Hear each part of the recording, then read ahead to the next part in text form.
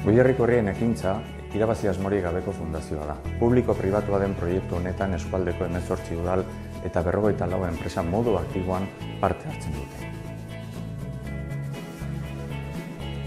Goierriko Herrien Ekintza fundazioaren titulartasupean Goierri Eskola, Ikaslan, Enplegu Zentroa eta Ingenieritza Eskolak aktibitateak burutzen dituzte.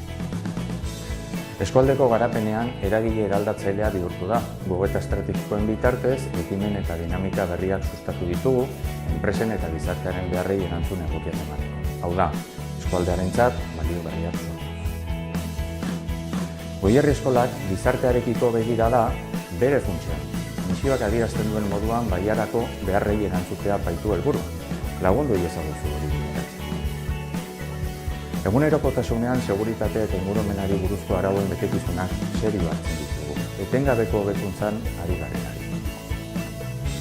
Adibide esanguratsu bat jartzearren, urtero oso astea ospatzen dugu, seguritate osasun eta ingurumenari buruzko 21 sentsibilizazio ekintzak burutzen ditugularik. Ikaskuntza eta zerbitzu kontzeptua gehiago landu nahi dugu. Elkartasun kanpainetan parte hartuz eta herrietan ospatzen diren ekimenetan presentzia izanez. Esperientzi batzuk izan ditugu ordizien, ala izalen. Izandako erakusketetan, IKT-en inguruan gure ikasleen aurkezpenak egin izan dituzte. Bestetik, Ordiziako goazen programan parte hartzen dugu. 74 urtetik gorakoei zuzenduta dagoen ekintza da eta gizarteratzea eta osasuna hobetzearen helburuarekin sortu zen. Guzti hau, hauek kontutan harturik, zuen laguntza behar dugu aurrera egiteko. Zure ustez gizartearekiko zer mantendu beharko genuke, zerbait egiteari utzi beharko genuke, zer berri egin.